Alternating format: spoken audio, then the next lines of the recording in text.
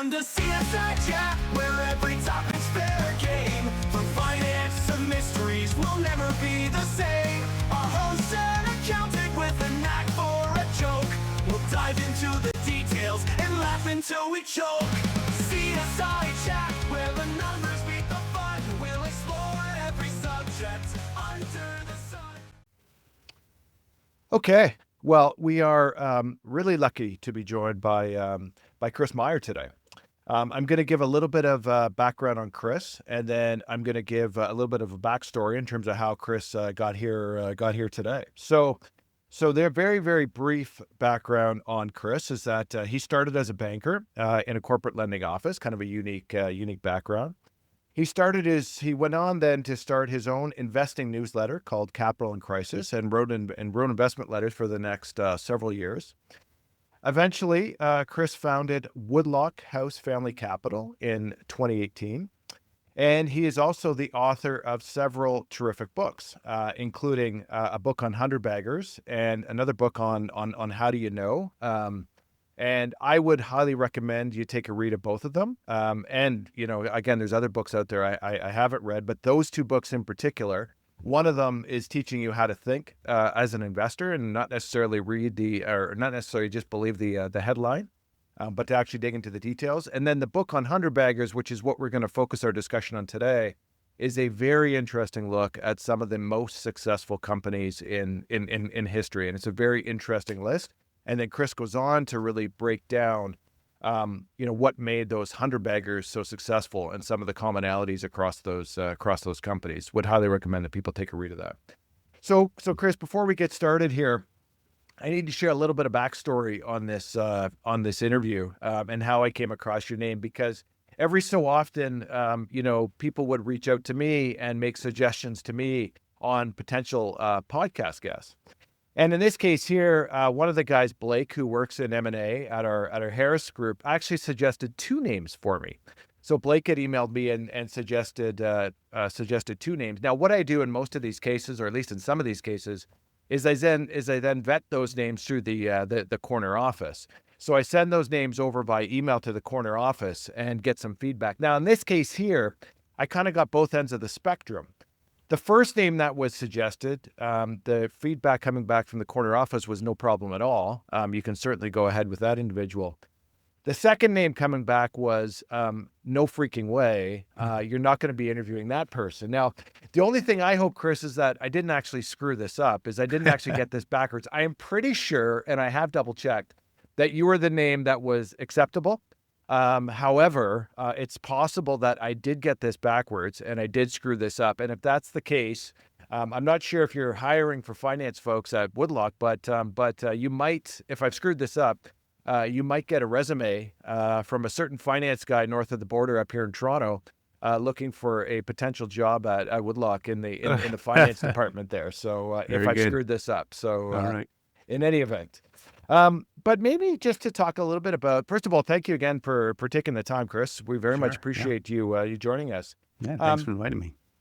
But maybe just give us some perspective on going from corporate lender to freelance writer. How do you make that transition?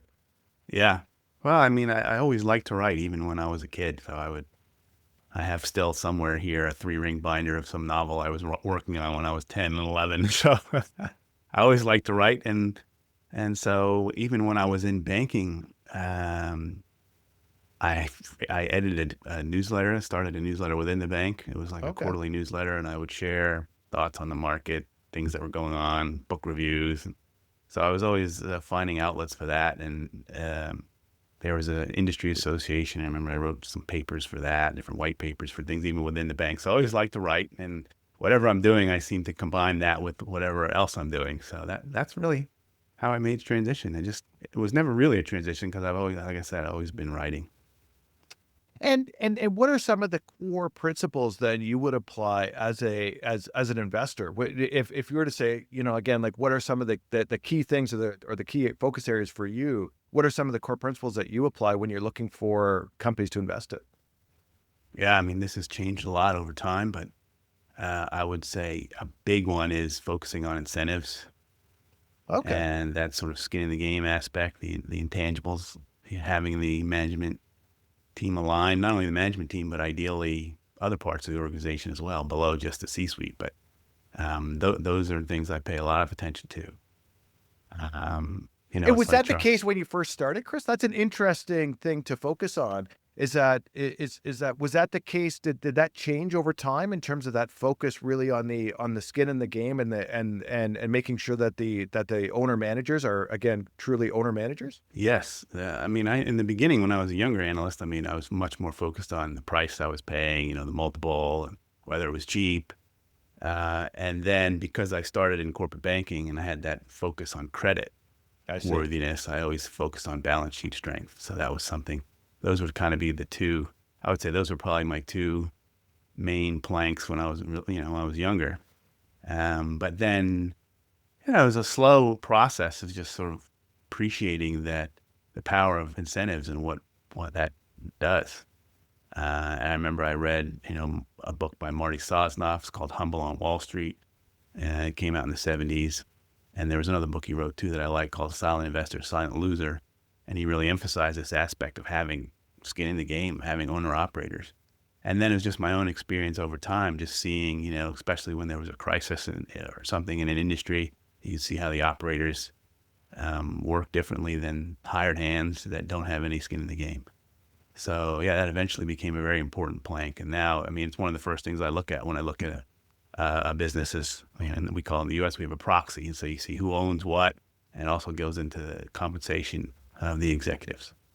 And are you a big proponent of stock options? Do you think that is one that gets skin in the game, or do you think do you think maybe something other than stock option would be more like a share plan? Do you have a preference one way or the other with stock options? Well, yeah, I mean, I think the gold standard in compensation is actually, I think of as Constellation Software, where you have people that are actually using a portion of their bonuses and buying their shares in the market. And that creates real skin in the game and real alignment. And so that's the ideal, and you don't really see that very much. It's hard to find that. Stock options are kind of an easy way to do it, but it doesn't create that same alignment if you're just, being given stock options that you didn't really pay for. And it's just different. I mean, you can just know in your common life, when you buy for something with your own money, it's a lot different than if something is just handed to you, the way you treat it. So that's an extension of that kind of thinking. Yeah, and the other thing with stock options is not that we're going to be talking a whole bunch about accounting, through this discussion, but the accounting is actually quite complicated. Trying to value an option is, like a Black-Scholes model.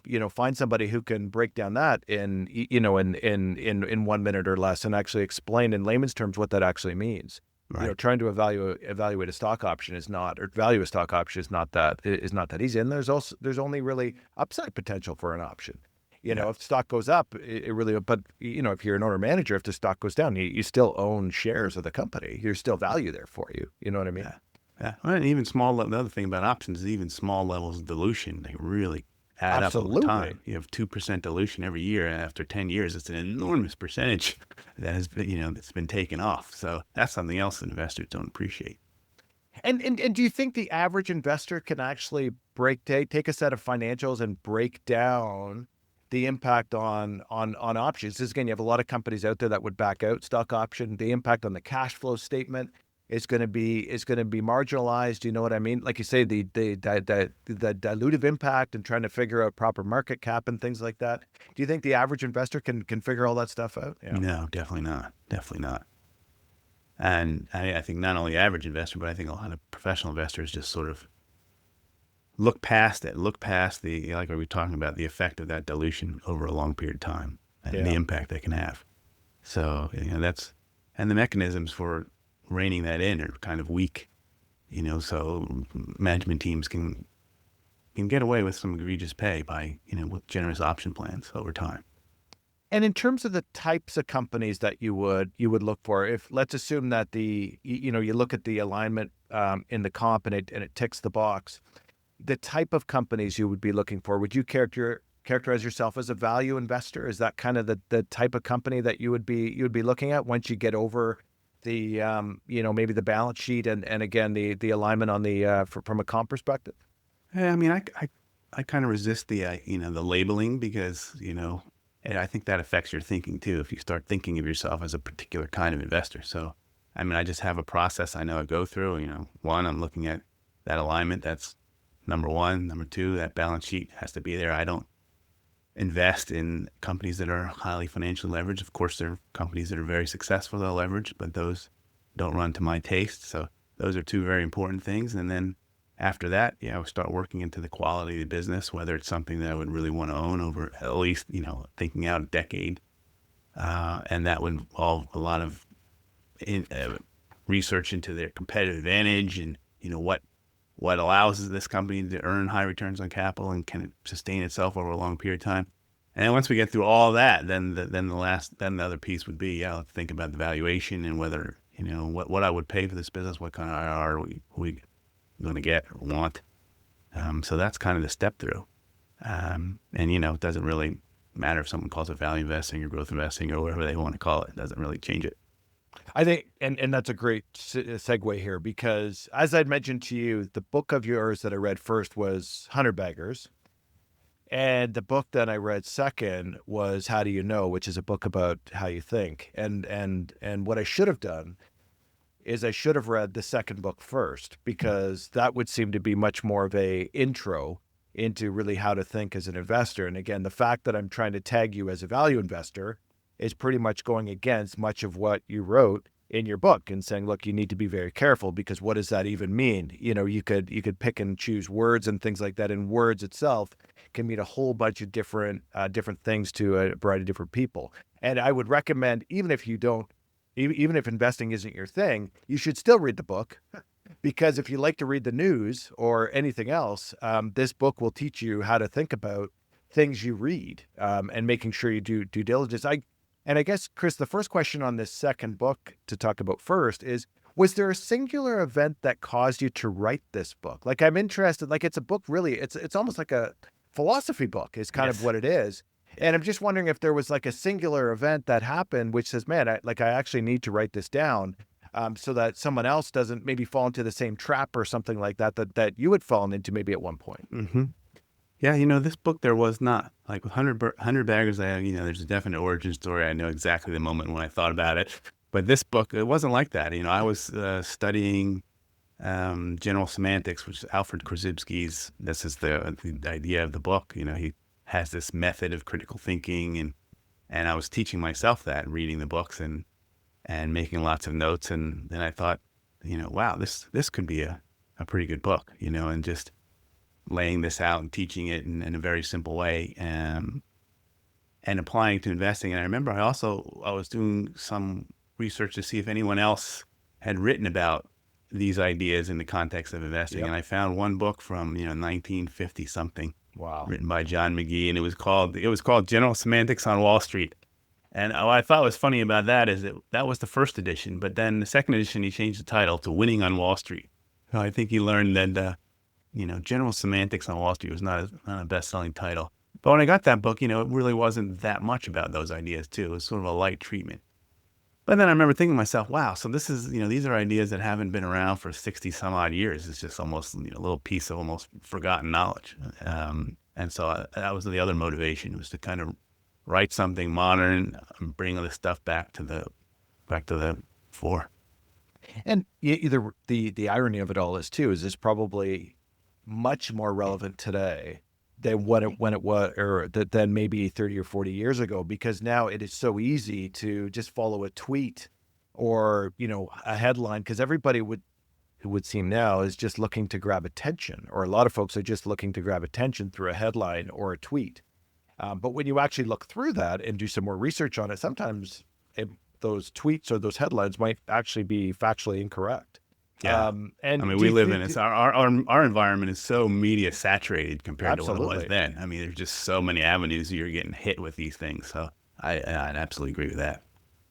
So what I tried to do is pick out a couple of these things, to a couple of the more common ones, which I think would be helpful for the group. Maybe just as a starting one give us some perspective, Chris, on the risk of cause and effect thinking and why you need to be careful on just because something happened, doesn't necessarily mean that, again, there was like a fundamental reason for that happening. You know what I mean? Just Right. give us some perspective on cause and effect thinking. Right. I mean, this is one of the big ideas on the book, is to have this sense of humility when it comes to cause and effect, because especially as investors, we tend to say, if X happens, then Y. If interest rates go up, oh, then stocks are going to go down. Or if this happens, then Y happens. And we isolate one or two factors. But really, everything is connected to everything else. And when you change one thing, everything changes. You rarely just change one thing and that's it. Yep. There's all reactions and echoes that play out, long after that. And there are a number of examples in the book that I think were interesting, where even if you knew ahead of time, some events, you would still make the wrong decision. So I remember, like, one of them was, the gold had tripled in price over some 5-year period of time. And so if you had that knowledge ahead of time and thought, gee, might be a good idea to buy the world's largest gold miner, then, that stock actually went down over those 5 years. And there's other examples like that, where if you knew the macro ahead of time. I remember another one had to do with, I think it was the Dow in 73. If I had told you that the average earnings per share would go up 50%, you would have thought, wow, maybe it's a good time to buy. And actually, Dow got cut in half in the following year.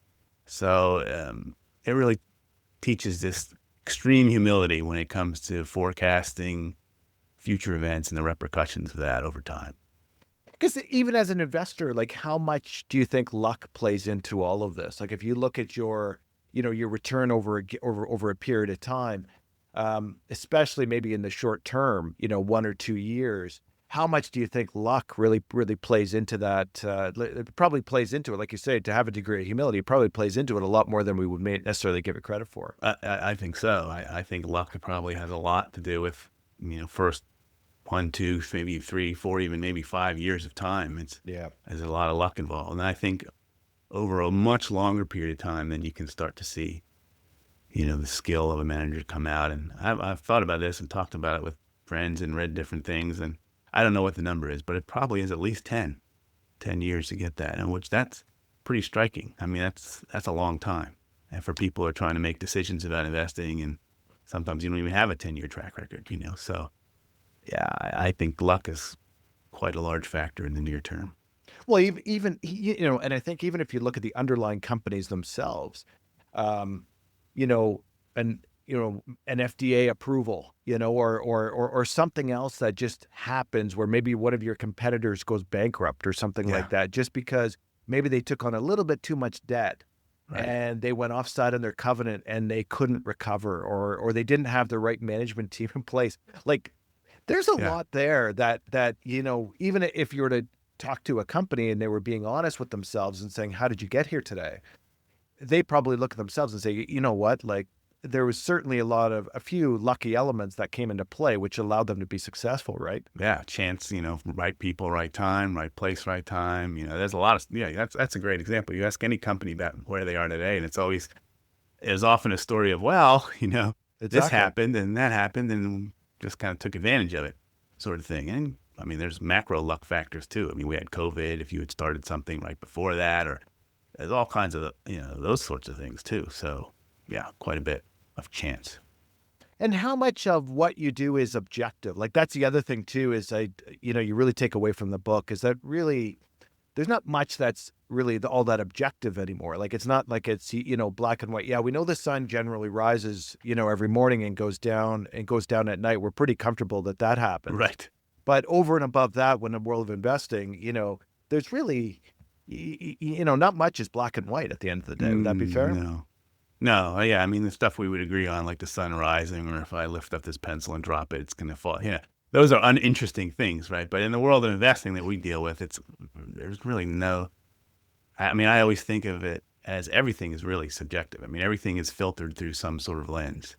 There's no such thing. Analysts can try to be objective, but the very act of sitting down and thinking what things to highlight, what not to highlight, already, there's a filter, and that person's choosing those things based on their experience, based on their preferences. And so, yeah, you just have to remember that what we observe comes through a filter all the time, somebody's filter somewhere. And And what that was teaches, again, a kind of humility about it, right? Because then you'll always know in the back of your mind, well, this is, one version. Maybe this isn't the whole truth, or hold some doubt back that may not be everything. what's your process, Chris? Like, I think one of the things the book really teaches you is to challenge everything. I think, to give a simple example, one of the things I like to do is open up the CNN app in the morning, get the CNN perspective, and then open up the Fox app and get the Fox perspective. And the reality is that the truth, if there is a truth, is probably somewhere in the middle. Yes. And you're probably then doing more research. I'm just, when you wake up in the morning and start to digest what happened in the day, what's your process? Following those principles in the book, how do you, whether it's a newspaper or news article or Twitter or whatever it may be, how do you go through that process of really trying to get to what Chris believes is the truth? Yeah. Well, I mean, it's useful to have some sort of pushback or some sort of contrarian view on your right. So if I have a stock I like and someone writes something critical about it, I'd like to read that. Even more so than someone writing and saying it's a good buy and agreeing with me. I try to seek out that and try to understand it. A lot of people originally, they get this defense wall that comes up right away when something of theirs is being criticized, and that really clouds your ability to look at it. So you have to let these criticisms in and think about them and distance yourself a little bit from the idea. And actually, there's some things in the book about that too, distancing yourself from your own ideas a little bit. For example, it takes a while to learn it's okay to change your mind, and one of the things Korzybski uses this system of dating. So if you were to write a memo, you have a certain idea, you have a date on it, and you just know in your mind, that's what I thought at that point in time, but you leave it completely open that you're going to think something different at another time. I mean, you almost have to expect it. So then when those changes come, you're not resistant. You allow yourself to change your mind. So that's a big part of the process, is trying to, I got to have a thesis and I want to own something for a long time. It's got to be a strong thesis, but at the same time, you don't want to shut out all criticism or contrary positions. You want to try to, challenge that fairly regularly. Do you think some of that just comes with age, Chris? Is that as you get older, you're more appreciative of the fact that, things are not very predictable. You shouldn't become weighted in your own decisions. You should be willing to kind of change on a dime if required, and do a 180 if someone comes up with a new idea that's better than yours. You should be able to drop it. And do you think some of that is just age and experience? As I you think get that so. over Some time? of it, because I remember, when I was in my 20s as an analyst, you were just much more confident in your numbers, and you were much more, doubting of some, an older guy came to you and told you something, and he was skeptical about it, but it, wasn't something you could put in your numbers. You're more quickly going to dismiss it. So, I have a lot of memories. I remember one particular early one. It's a little bit funny. I was a young analyst, and there was this loan we were going to do on a frat house, and I really wanted to do it. It was a pretty decent sized deal. And I remember the frat house, it was in Washington, D.C., had a lot of value on that property. And I was like, the bank could easily take that back. It was low loan to value. We're getting all these leases signed. And I remember when I presented the deal, the MD was like, well, you're going to have to collect on that. It's not going to work.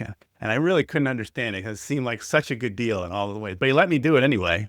And daggone, he was right. Like within a year, I was taking back that building, because the college kids, they weren't paying, and the parents were, it was just a mess.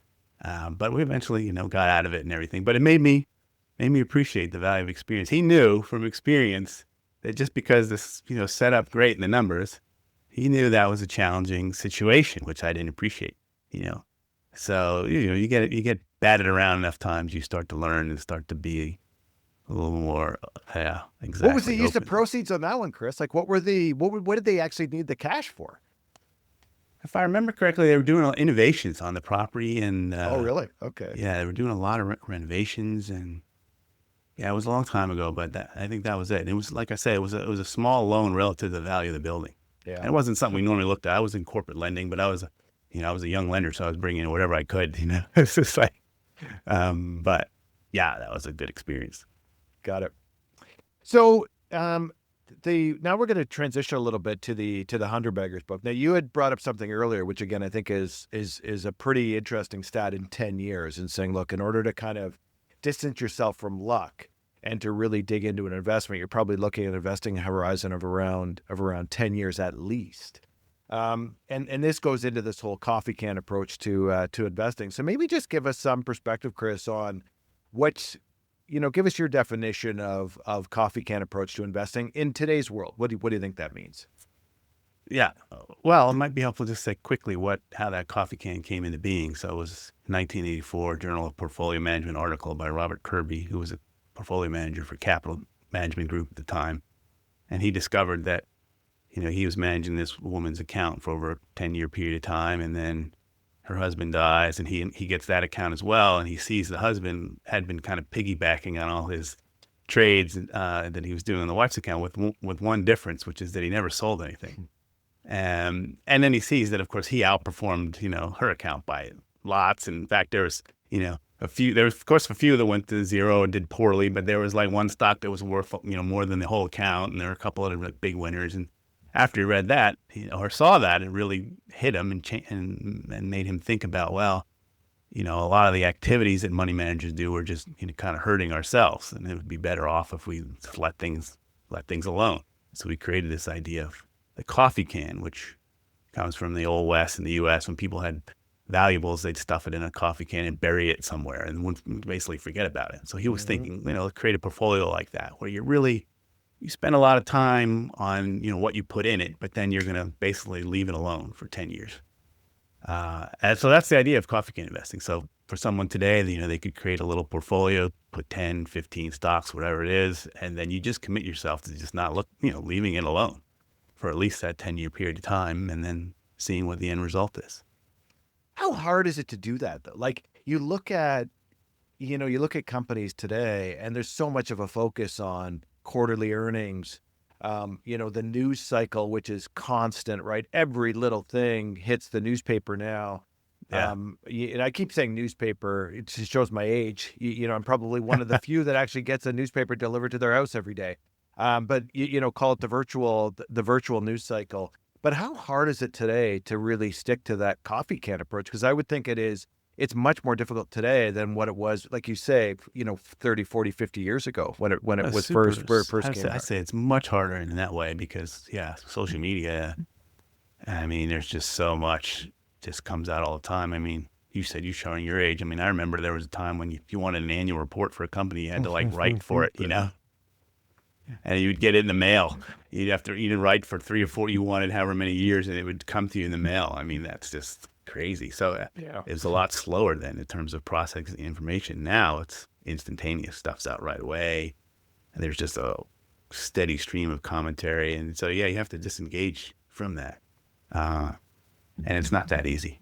But if it were easy, then everybody would do it, right? And when you look at the 100 baggers list, which is again a listing of some of the most successful companies in history. Can you reap the rewards of a 100-bagger without following this coffee can approach and kind of investing for the long term?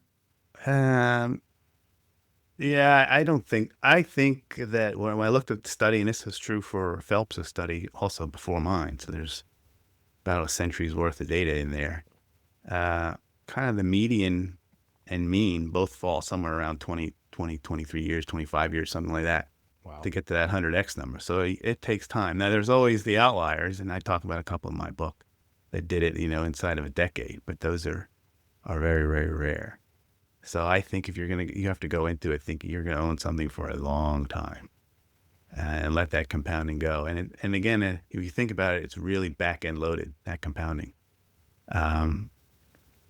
It can take a while before it really starts to pile up. Different examples of that, but you can just work it out on a spreadsheet and just see, just do it for 10 years or 20 years, compound at 20% a year and see how much you have at the end of 3 and 5 and 7, it really picks up in the back end. Do you think things have changed now?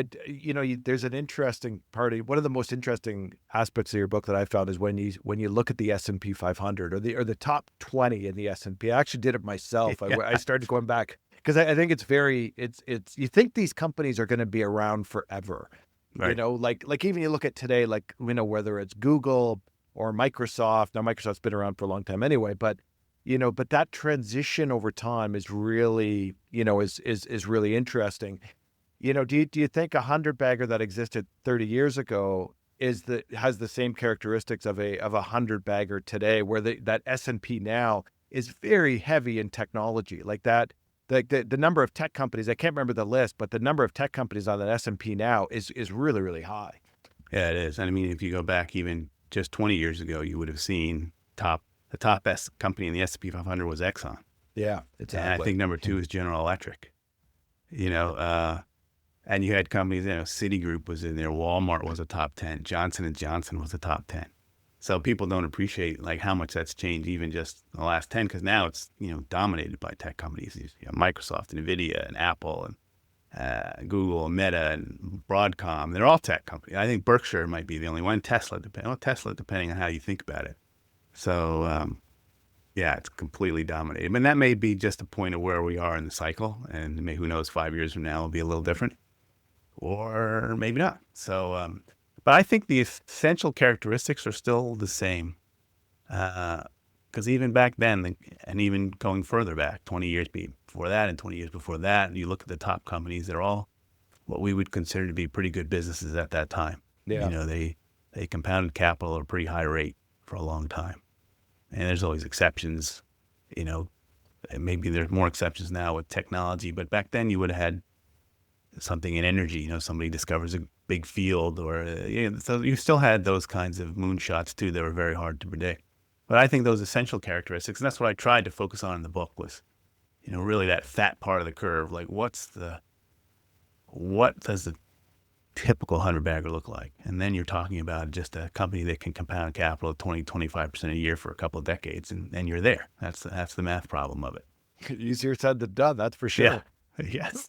So, and then here's the $1 million question then too, is, the coffee can approach, 10 years.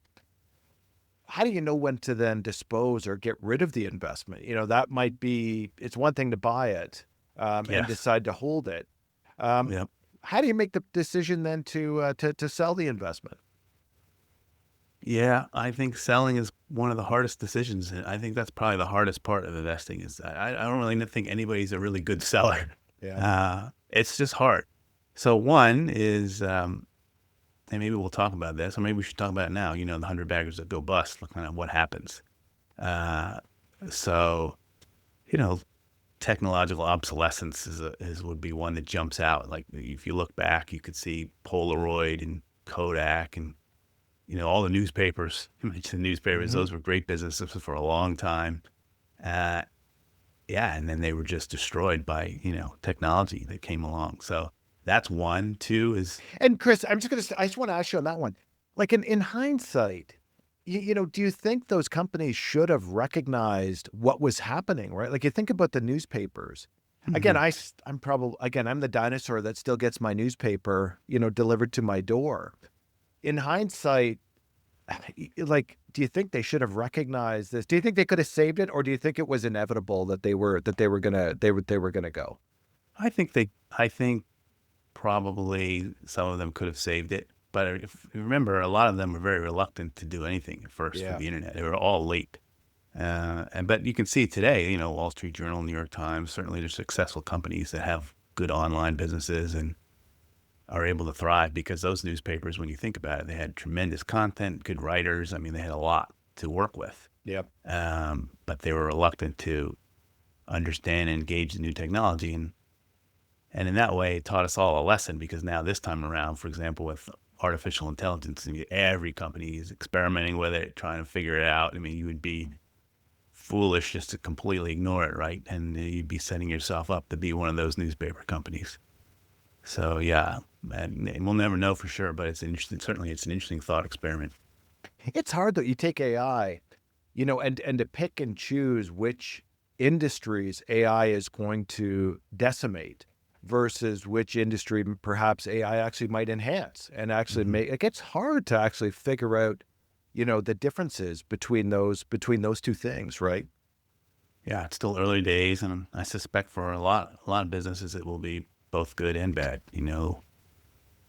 Some ways it will lower costs and make things more efficient, but in other ways it may be easier for competitors to start similar businesses. So yeah, it'll be a real test.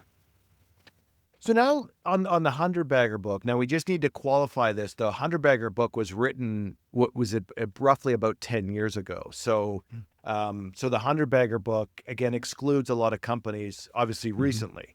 But it is a fascinating read in terms of Chris has got the whole list in there about all the Hundred Baggers. And what, one of the unique things that pops up is that, to some degree, there is no common theme or common industry or common trait that fits every single one of them. One of the things that makes the list so incredible is the uniqueness of the list, is that it's a variety of different companies, a variety of different industries, et cetera, et cetera. But you mentioned, Chris, you remember the exact time you wanted to write the book on Oh, on yeah. on on Hundred Baggers. Give us some perspective on what drove you to write the book. Yeah, it was really, well, first I discovered the original 100 to 1 by Thomas Phelps, which came out in 1972. And that was a study of all the stocks that had gone up 100 to 1 at that point. And I think he started in 1932 or something like that. And I read about this book in a speech by Chuck Akre. It's called An Investor's Odyssey.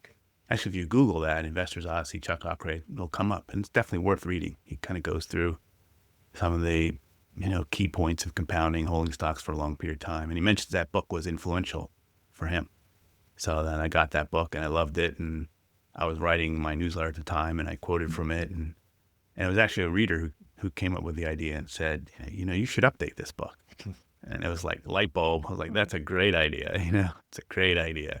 So that's what happened. I started looking into getting the data to update the study, from time Phelps left off to now. And I wound up getting data from 1962, I think it was, up to 2014.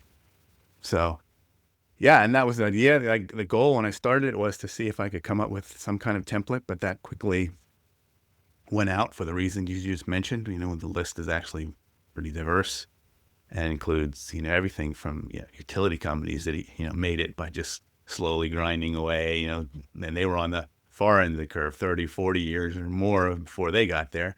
And it included on the other side, tech companies and companies that just from point in time, I remember like Franklin Resources was one, which did it in like 4.5 years or something like that.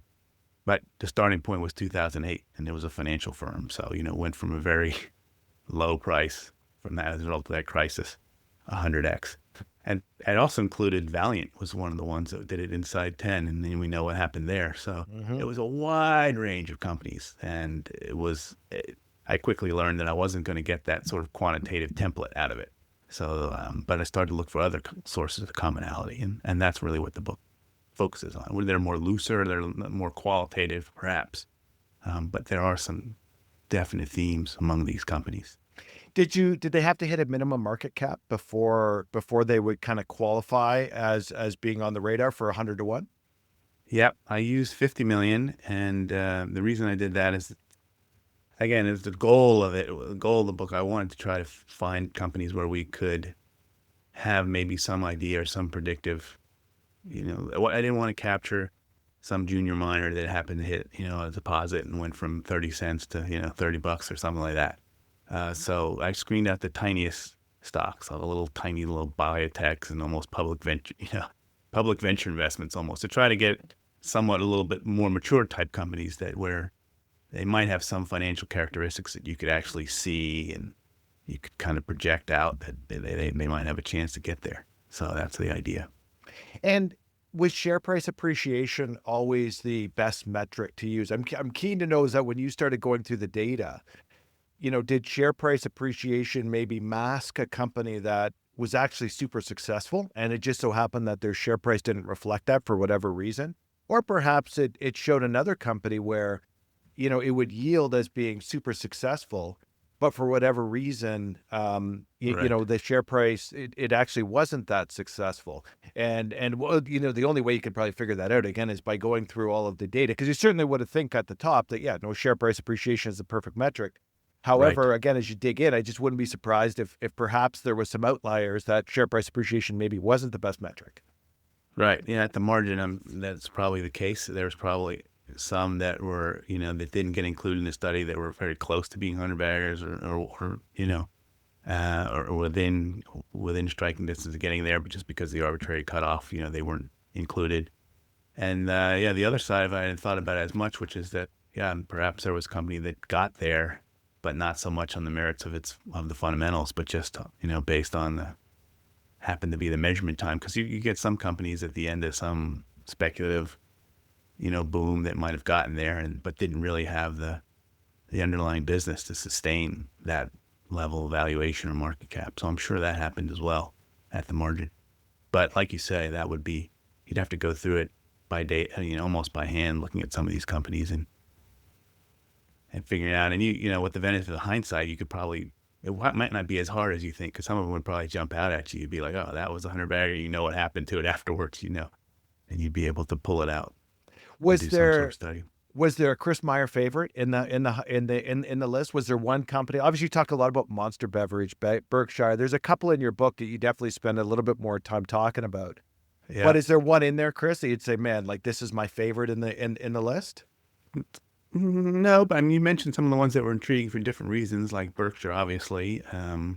That was the number one. Monster was also an interesting one because you could see it. There was a long time you could have bought it and made 100 times your money, or the stock just didn't go anywhere, even though the company had very good margins and was reinvesting. All that looked great. So that was really an intriguing one to me. Amazon was really interesting too in retrospect, because if you remember, there's a lot of criticism at Amazon early on where they didn't make any money and they're losing money. And I even recall there was an interview with Jeff Bezos, I think, it might have been someone from 60 Minutes, and they were saying, about it was losing money. How can you have this stock price here when your company's losing money? So they have this notion of losing money, again, kind of a label. But if you went behind it, it was really, they were aggressive and they expensed everything. And a lot of the stuff they expense, if you had pulled it out and been more conservative and just had like more of a CapEx where you were okay depreciating it, it actually had very stable margins of around 10% net for a long time. And if you had been able to do that analysis and seen it, you would have had a different picture. And you might have been able to say, hey, this is a business that's really working and worth having. So that was another favorite, and we spent some time on that one. And then I always admired just the kind of the plotters. There's a couple like, Coca-Cola and Pepsi, they just sort of grind away and they add international markets, and you can just kind of see how they just sort of cover the globe, Yep. But there's something admirable about that kind of business. It's just able to just keep going. It's like the Energizer Bunny, just keeps going. So those are some of the ones that stuck out as favorites. And do you think now, like after going through and studying all of these, do you think how easy do you think it is to find the next 100 bagger? Do you think that there is a framework that we're going to talk about some of the characteristics of 100 baggers. But do you think there is a framework there that you can really apply to find the next one with a degree of certainty? Well, I think there's a framework. I don't know about degree of certainty, and even if you don't get the 100x, you're going to find some really good businesses through that filter. Yeah. It's another interesting thing that comes up, and I think we talked about this, or you mentioned it somewhere before, about, whether it's more difficult now than before. And, that's interesting to think about too, because in some ways it is, in some ways it isn't. One of the definite trends that's different now than 30 years ago, 40 years ago, is that corporate lifespans are shortening, have shortened. So that makes it a little more challenging. The pace of change is faster. But there's also compensating factors that makes it easier.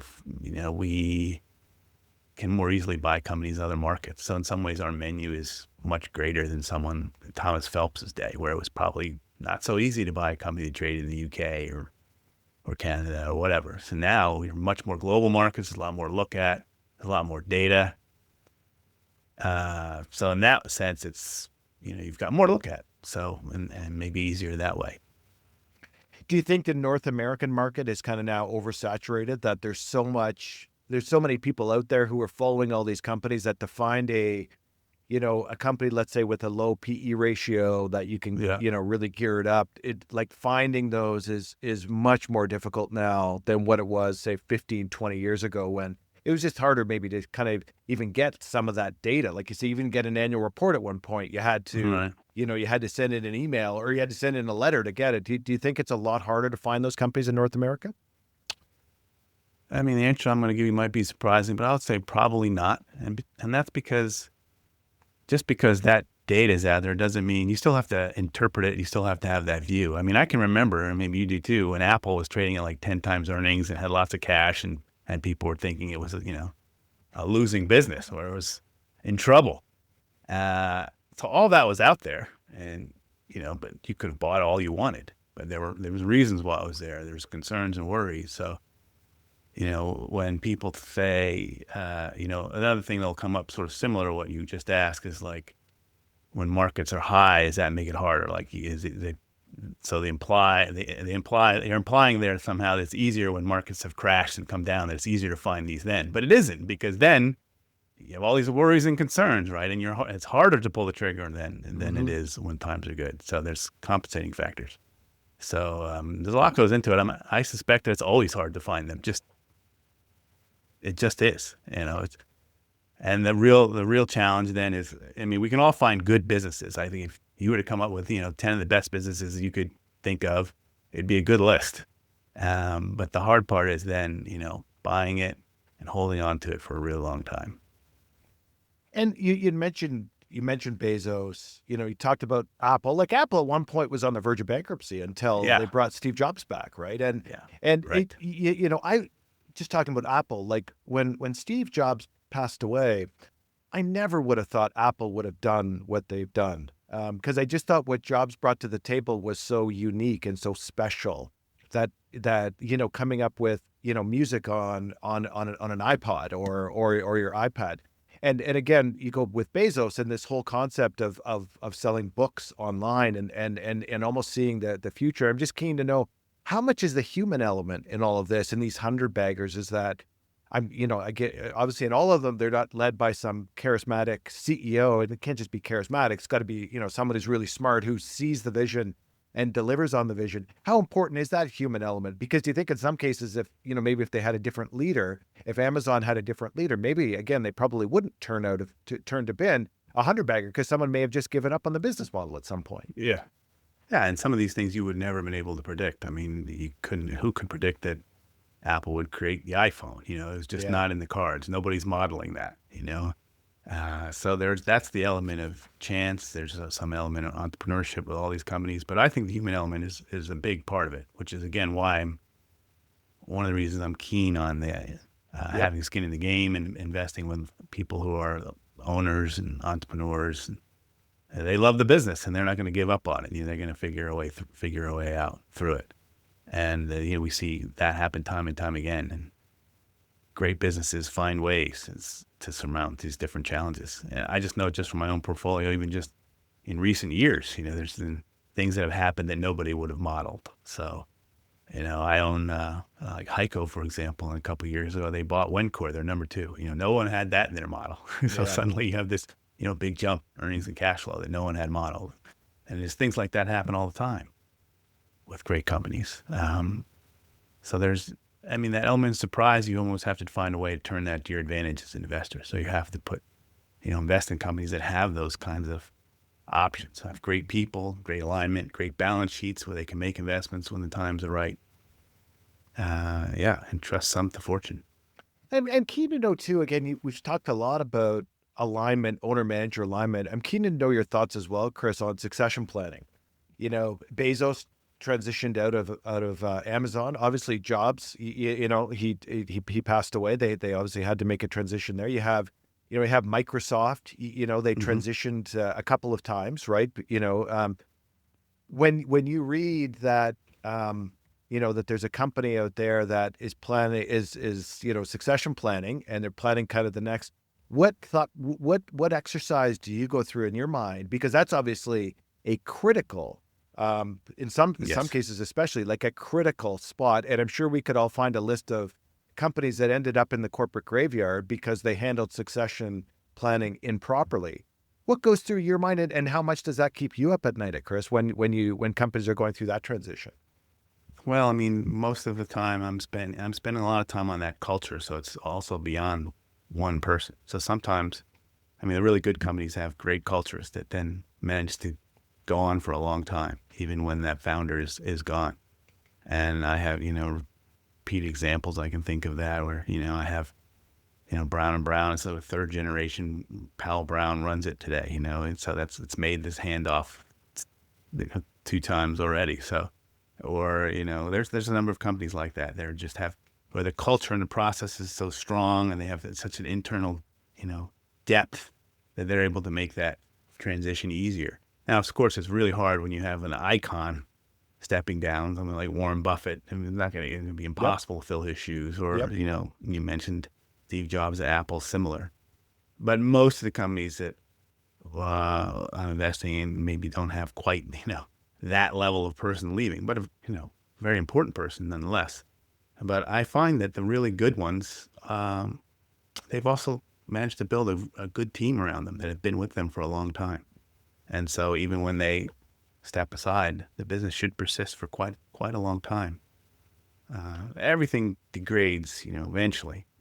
So you can't guard yourself 100% against that risk that founder leaves and the company falls apart. But like I say, really good companies are built around more than one person. There's a lot of talent there. There's a good process, and it permeates the organization. And how do you evaluate that, especially from the outside looking in? We Yeah, talked about great balance question.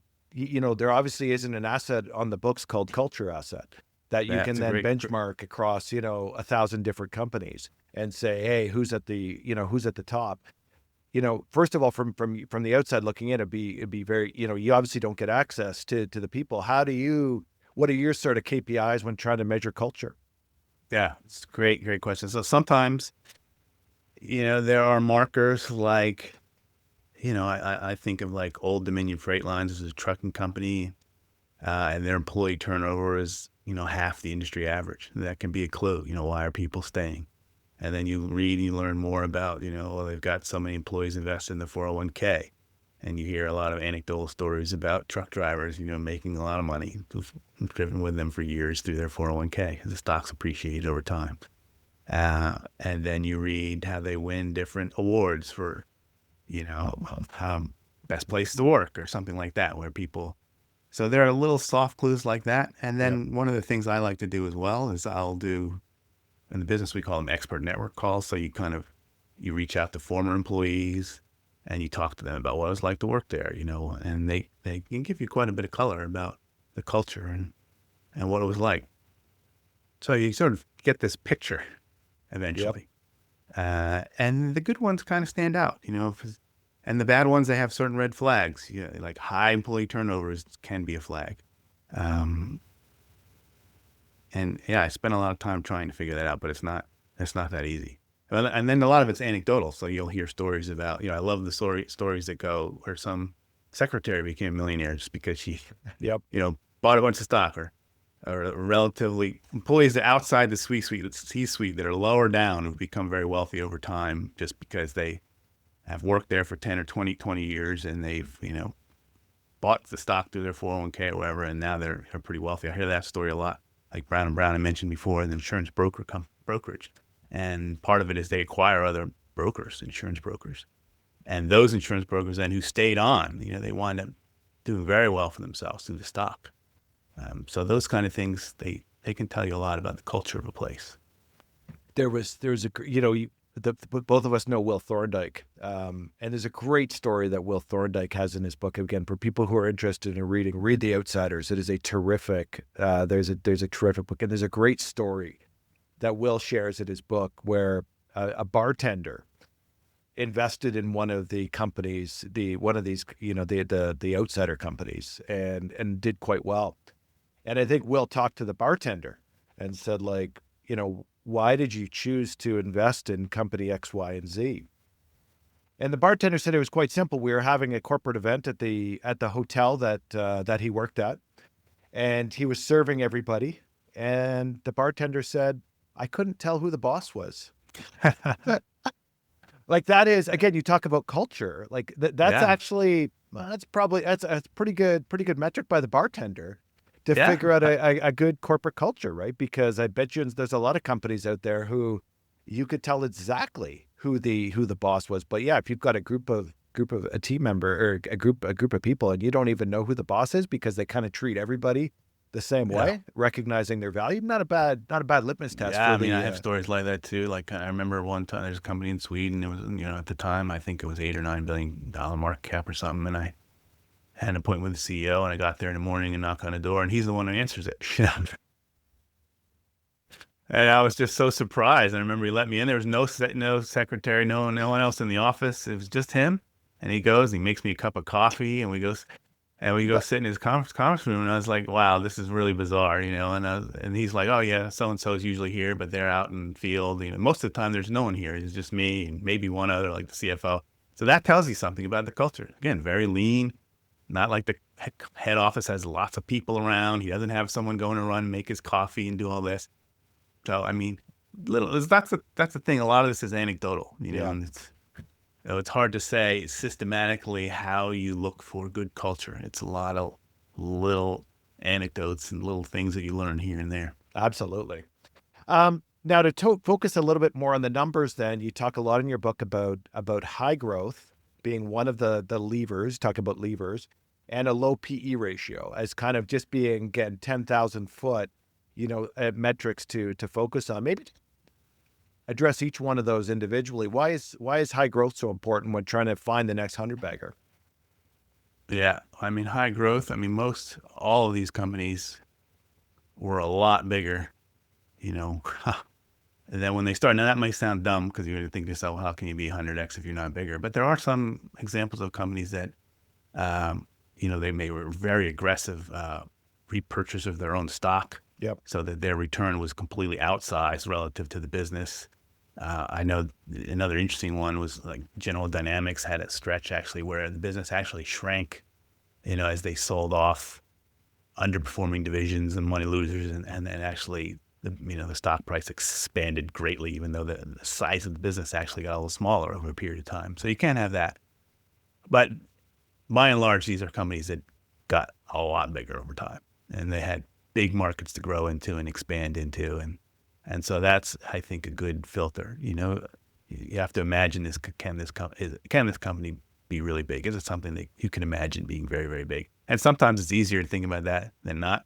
Like if we were just maybe with the benefit of hindsight, it's easier, but just conceptually, if you have a restaurant like a McDonald's or a chain and, they have 300 stores and they're in the US and they're very successful. Well, is it that hard to imagine that they might have 3,000 stores, let's say, that they might eventually even go over, in global markets. So that would be a clear case where you can imagine it, you can see how it could potentially happen. So that's kind of the big reason for growth. And the PE part is not, I would say that's not critically important. You don't want to just scan for low PEs necessarily, because then you're going to have just a lot of lower quality businesses. But it can be a great help, of course, if you can get something at a lower multiple that then expands, because then that does some of the work for you. Let's just say hypothetically, you have something that increases earnings 50-fold over a period of time. It's a little easier to get that 100 bagger if the multiple doubles over that time. That gets you your 100x without actually having to increase your earnings 100 times. So that's where the multiple is helpful. But I wouldn't put that ahead of, you got to have the quality of business first. And then valuation is nice to have. And with all these things, which is also worth pointing out, and they all suffered drawdowns, where stock was cut in half. And they all suffered periods of time where they didn't go anywhere. So for all these 100 baggers, you had chances, and a lot of times multiple chances along the way to buy it and still make 100 times your money.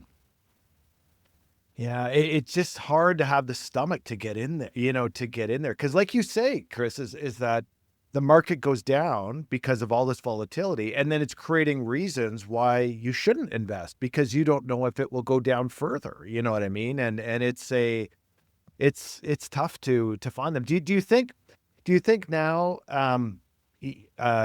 that there's more opportunities outside North America, like perhaps in some of these developing countries, whether it's India or some of these other places, or are you less likely to invest in those just because maybe their markets aren't as sophisticated as, let's say, the United States, and doesn't have the same level of checks and balances in place? Are you more U.S. focused, North American focused, or you can kind of see the growth in the other developing markets as well?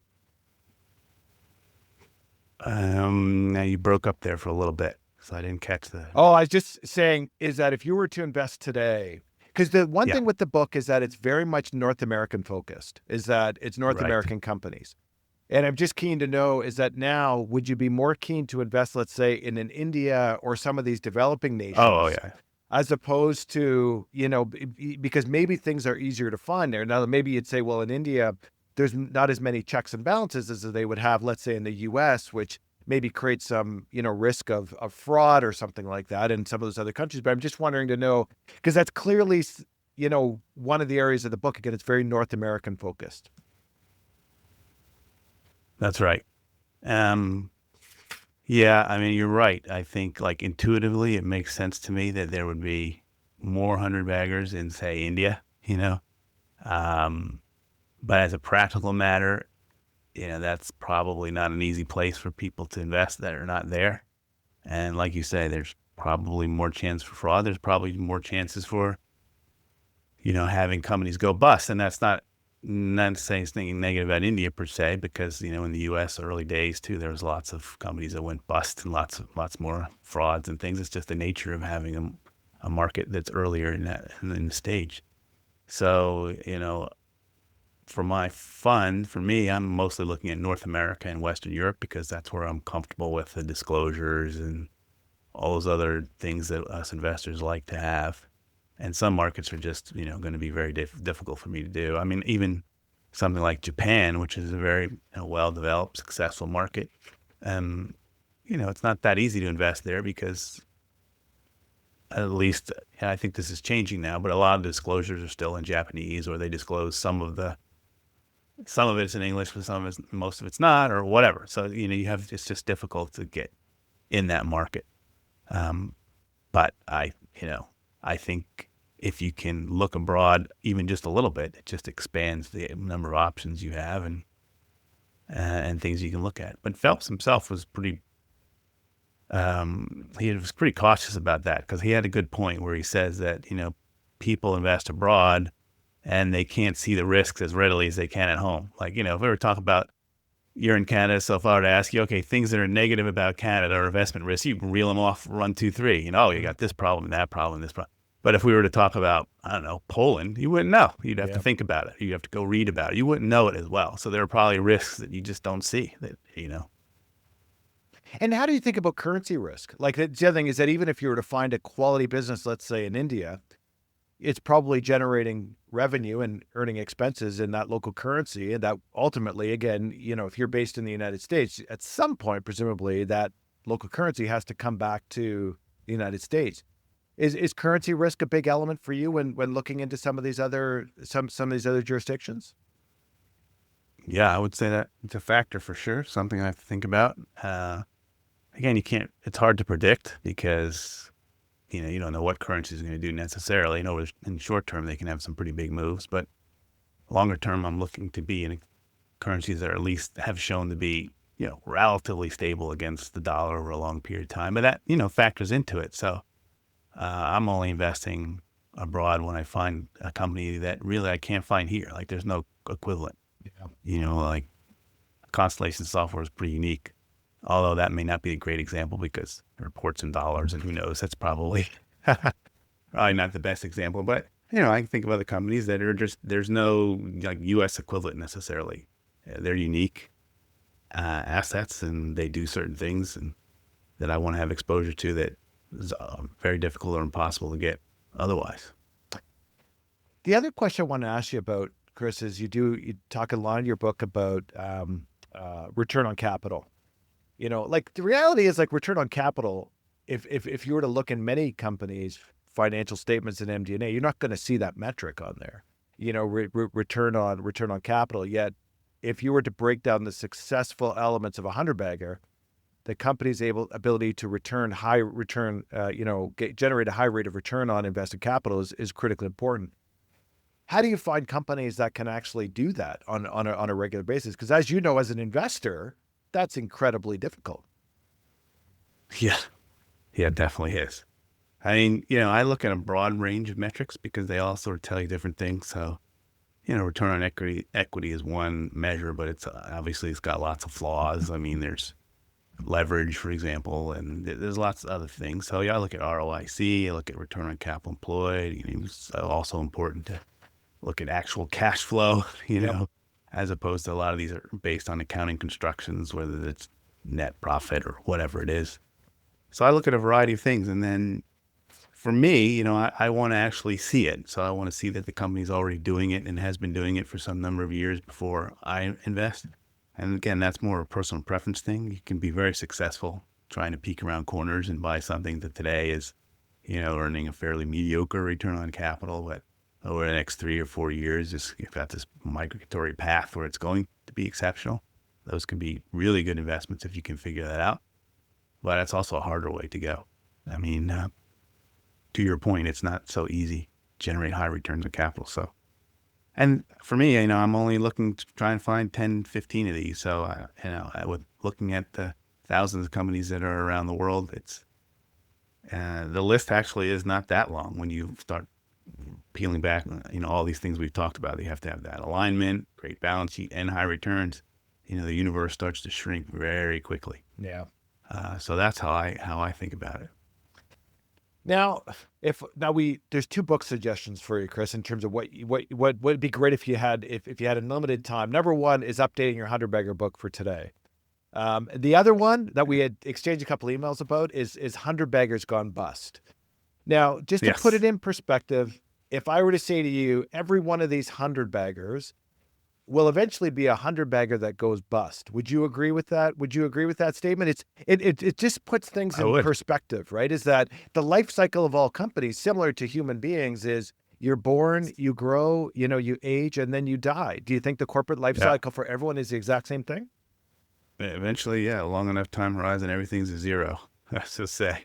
So yes, that's definitely true. There's a life cycle. And so there's probably a point there where you don't want to own it anymore. And, this idea of the 100 baggers that have gone bust, I really like this idea. And if I were rewriting the book, I would have a chapter on that. I'd look for the companies that reached that threshold and then, went bust afterwards, kind of pull that list out. That would be an interesting list just on its own, 100 bagger and then dropped, and then kind of reverse what we were just talking about. Instead of talking about what was in, what the winners had in common, we could look at this list of ones that went bust and try to draw some common elements to that. That would be a very good exercise. So yeah, I like that idea. If I would do it, do the book again, that would be it. Obviously the database would be extended another decade. I'd have a chapter on the busts, and I'd have a chapter on serial acquirers as well, which were kind of an invisible concept to me when I wrote the book. But since then, I've become very interested in that space. I own several serial acquirers. So a serial acquirer being just a company where acquiring other companies is a important part of the growth equation rather than just reinvesting in the existing business. So yeah, those are definitely some things that would change. I just got to get the energy and well, I can imagine the time and effort that goes into each one of your books is not insignificant. It must, trying to balance everything else in your life as well. Like, it's a huge undertaking to write even one of these books, never mind multiple of these books. But based on your own experience, a 100-bagger that goes bust, is there a couple of warning signs that you would point to say, look, these are some of the things? Because I'm sure, like, again, you mentioned Valiant Pharmaceuticals, right? That's a good example of a company that was a 100-bagger at one point. And then, all of a sudden they're gone, and even now they've changed their name. The name is no longer Valiant anymore, is that they ran into some issues and they've changed their name, and you almost have to do some work to even find the name anymore about Right. Valiant and actually find the story on Valiant. But is there warning signs that you would, kind of get your concern level up when you see them? Yeah, I mean, any kind of whiff of obsolescence is a big one. So if anything that seems to indicate that the company's service or product may not be needed, maybe another way of saying that is if there's a competitor that's really basically has a better mousetrap and something that they can't answer. That's a big one. Carrying a lot of financial leverage is risky, even for very good businesses. You can still get in trouble. So as an equity holder, you're at risk there. I mean, I remember one searing lesson from the 2008 crisis is that even okay balance sheets can become problematic. And, if a crisis is bad enough. So that would be another one. Really watch the financial leverage. Financial leverage, obsolescence, the competition. Those are ones that stick out. Another one that you'd have to really think about is when a company makes some sort of major change in direction.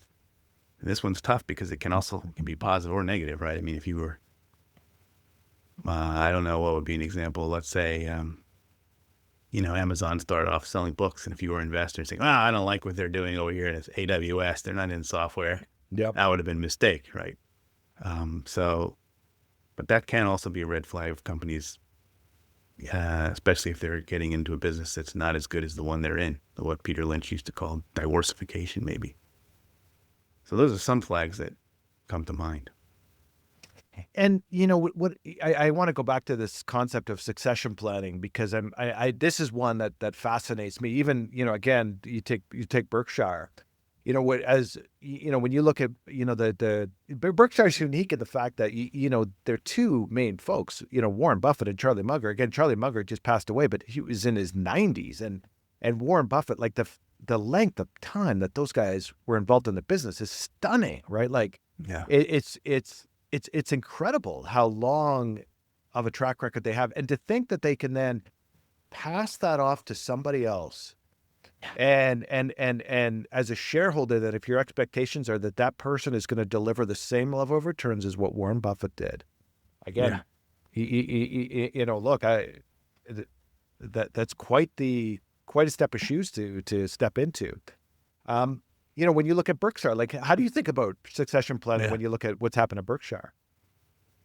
I suspect Berkshire could have a pretty good second life. Only because my suspicion is that there's a lot of things that maybe kind of fell through the cracks, where a CEO who's really energized and all about the operating details might be able to come in and find lots of room for improvement in things. That's my guess.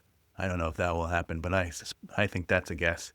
And the other thing is there's probably room to actually start pulling apart pieces of Berkshire. So maybe there's some businesses there that are really underperformed and have underperformed for a long time. And, it was okay for Buffett just to own them and reinvest those cash flows. But now that he's no longer there and, the second CEO, Abel may not be, shouldn't think that he can do those same kind of deals that Buffett did. And so I think there may be some room to start thinking about divesting some of the underperforming businesses and perhaps, there could be a more regular buyback program could come in, or maybe it winds up being a dividend payer. I don't know what the solution will be, but my guess is that, with some more detailed work around operations, there's some room there to do good things, and rejiggering or refocusing the capital allocation to things like buybacks could give Berkshire a pretty good second life, but we'll have to see how that plays out.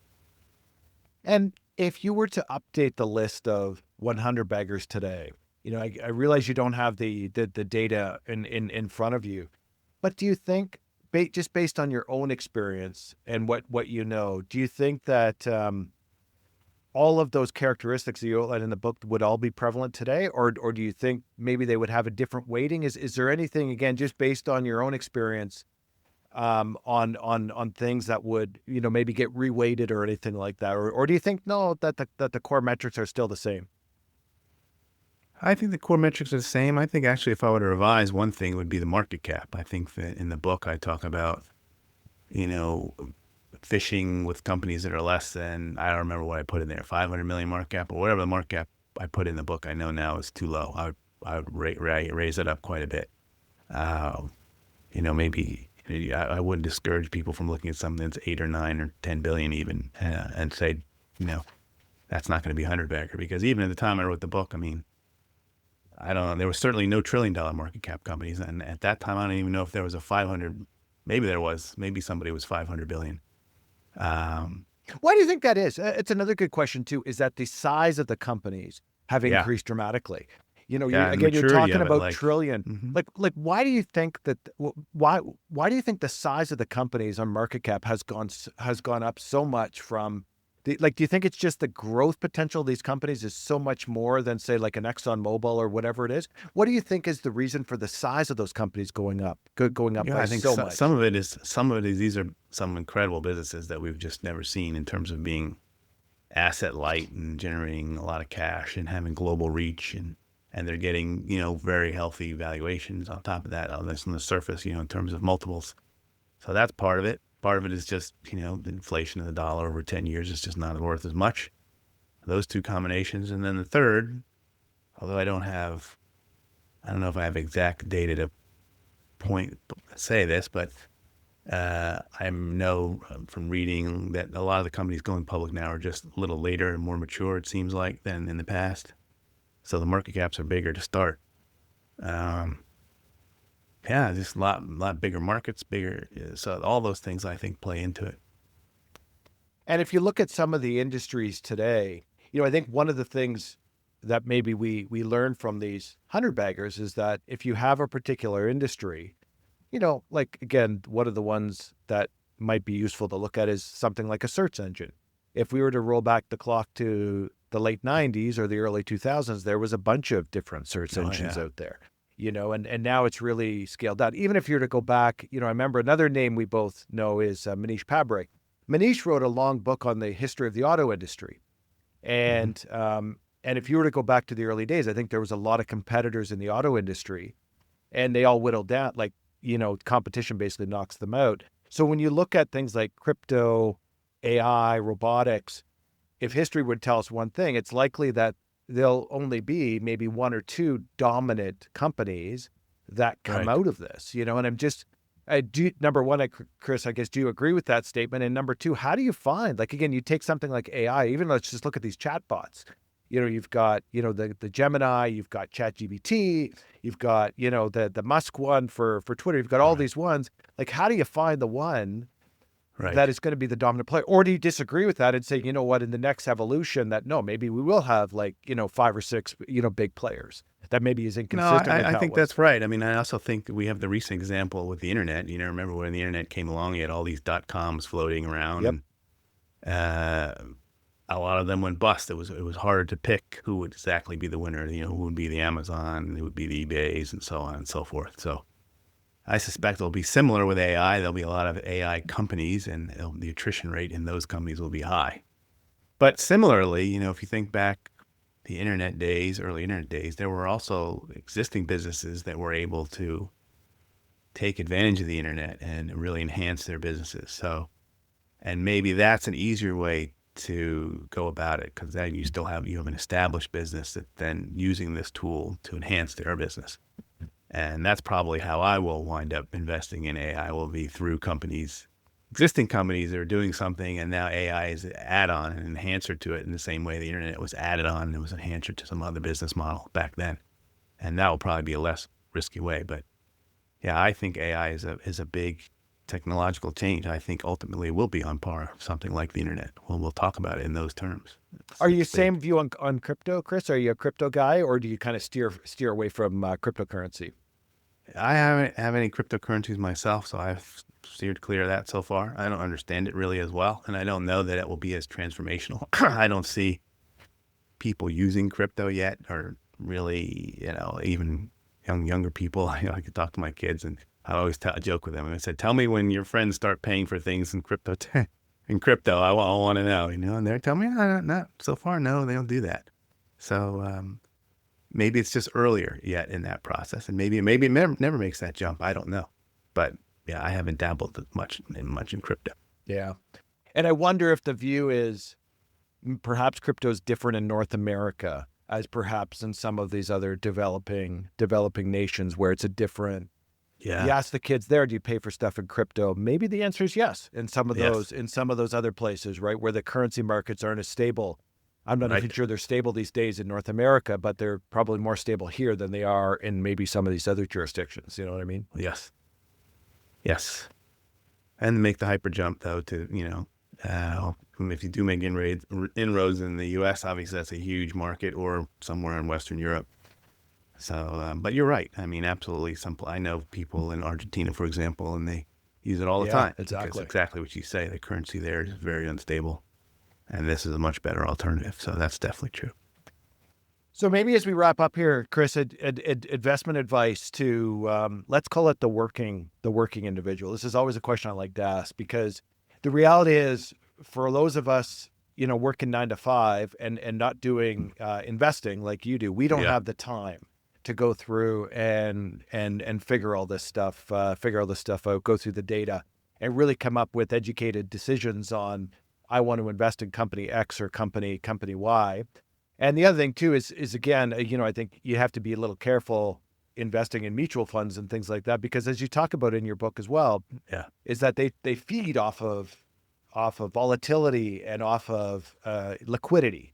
Whereas your whole approach is basically anti that, is ignore the volatility and don't be trading. Hmm. Kind of go illiquid unless there's like a significant event that happens. What's your advice to, you mentioned your kids as well. What's your advice to the Yeah. working individual, Chris? Like, is it invest in the EFT? Is that kind of the way to go? What are your thoughts on it? Yeah, I think that's the way to do it. I mean, my kids, they're in their 20s now, and they both have brokerage accounts. They're both invested in the S&P 500.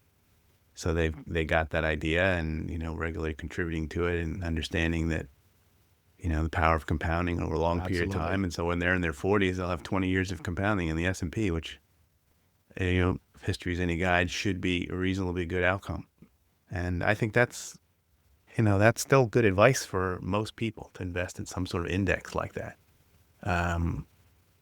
Buffett gave that advice as well. If you're not going to spend your time doing it, then this is an easy way to get at least the market return over a long period of time. And if you have some interest, then you maybe take a small piece and you pick a couple of companies. I did that with my kids as well. It's like, pick a business that you're really interested in, and they bought a small piece of it just so they could get a sense for what it's like to own a company. And my daughter has Spotify, which has worked out very well. And my son he has Domino's Pizza, I believe. So That's another great one. Oh my God. yeah, it was just so they were. So I mean, it's the old Peter Lynch style, kind of buying what you know. But again, those positions are small, and so if they make a mistake there, it's not going to kill them. But then at least they get a sense for what it's like to own a company and to see that volatility, and so they have that experience. But certainly, if you're not interested in, you have no time to look at companies at all, then the indexes are a good way. Market indexes of some sort, S&P, if you're in North America, S&P, NASDAQ, these are indexes that you could invest pieces in. And So you talked a lot about the importance of owner managed. For many of us that work at companies, we are very much invested in these companies, and in some cases, it can be our largest asset that we have on our own personal balance sheets. And maybe again, it's kind of an unfair question for you because you're in a different position. Obviously, you don't work at one company where again, you're all invested in that company. So it's a bit of an unfair question for you, but I'd just be interested to get your perspective on, what are some of the things that we would need to think about if we are kind of, again, those owner managers, we're invested, but again, even for us, there's a time to sell. You know what I mean? Yeah. Yep. What are some of the factors that would go through, would be good for us to consider? No, I mean, I think that's a good thing. I mean, I am invested heavily because I have my own fund, and so more than half my net worth is in my fund. And so in that extent, yeah, I've got huge skin on the game here for this business that I'm in, and I'm okay with that. I mean, if you look at all these people who get very wealthy, I mean, they didn't get wealthy because they owned 500 stocks. They got wealthy because they owned a business, their own business, or some piece of a business that they were at, and held on to it for a long time. So in cases of people at Constellation, I mean, you have a great business so I wouldn't be too worried about that. But you're all right. I mean, at some point, and I don't know, it's going to be different for everybody. This is more like a financial planning question. It's kind of like, when do you decide you want to not work anymore? And then once you have that, then you kind of back into gradually, pulling away so that you have enough so that you're secure when you decide not to work anymore. But otherwise, if I'm speaking for myself, for example, I'm going to go for at least another 10, probably more than that. And I'm happy to let the compounding run. I have no plans to diversify or pull out from this business. Well, the thing too is that nobody ever got rich investing in cash, so, you're not Right. going to compound in the same way investing in cash as you would investing in the S&P, Yeah, I mean, as long as your financial house is in order, you don't have, big debts and other things that are looming, then, or you can ride out the periods of those volatile periods or those stretches where nothing happens. And then let it ride. You're in good shape. Yeah. Well, it's a good way to finish. Well, Chris, thank you very much for taking the time. Very much appreciate it. If you haven't read Chris's books, I would highly recommend you go on Amazon. Talked a lot about Amazon. You can get them delivered to your house very, very quickly. They are a fascinating read. Again, I would highly encourage people to take a read of them. We are eagerly awaiting your next book, Chris. We've got a whole bunch of ideas now. It's just a matter of finding the time to write the next one. But Chris, thank you very much for taking the time. We really appreciate it. Yeah, thank you very much, Scott, for having me on. A lot of really, really good questions, so appreciate that. And obviously, you read the books, and so I appreciate it. Great questions. It's fun conversation. So thank you. Oh, you're welcome. No, thanks. Well, that wraps another episode of CSI Chat, and I really wanted to thank everybody for listening. If you want to keep up to date on CSI Chat, I would encourage everyone to join our CSI Chat LinkedIn group and or follow us on Twitter/X under CSI Chat. With that, I will get you out of here on a high note with some music, and thanks again.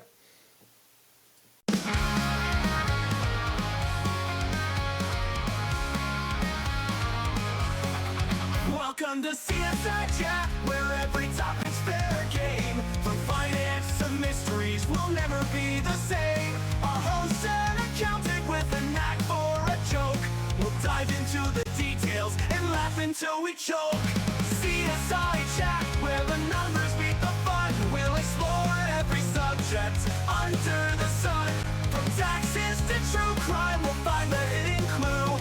With humor and some spreadsheets, we'll see the case through. See the case through.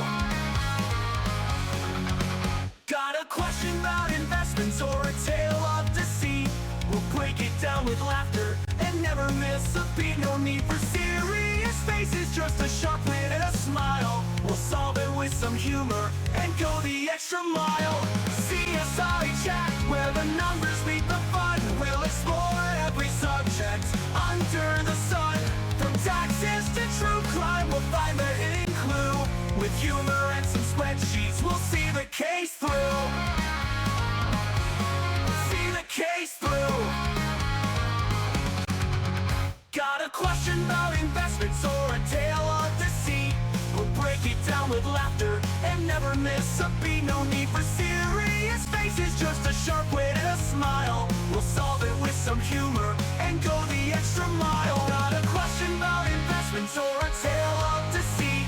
We'll break it down with laughter and never miss a beat. No need for serious faces, just a sharp wit and a smile. With humor and some spreadsheets, we'll see the case through. Tune in every week for a mix of win facts with a clever accountant who's got your back. We'll laugh and we'll learn and solve the mystery on CSI Chat, where the topic set us free. Tune in every week for a mix of wit and facts with a clever accountant who's got your back. We'll laugh and we'll learn and solve the mystery on CSI Chat, where the topic set us free. CSI Chat is the podcast you'll adore. With our accountant host, you'll always want more. So grab your headphones and join the fun on CSI Chat, where the mystery's never done. We'll see the case through. We'll see the case through.